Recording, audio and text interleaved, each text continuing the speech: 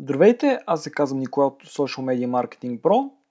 В този видеоклип ще ви покажа как може да промените URL-то на вашия LinkedIn профил.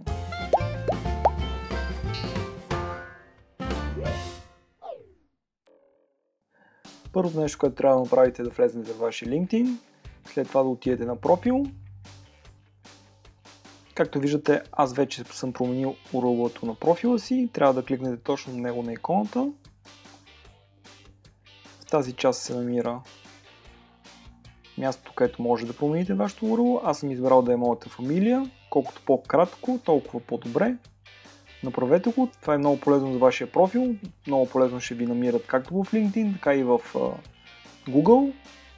Също, ако искате да поставите URL-то в вашия подпис на вашия имейл, много по-добре ще изглежда. Или пък да го поставите във вашия вебсайт.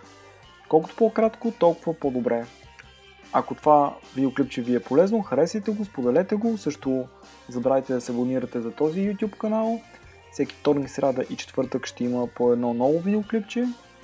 Това е всичко от мен, Николай, до следващия път.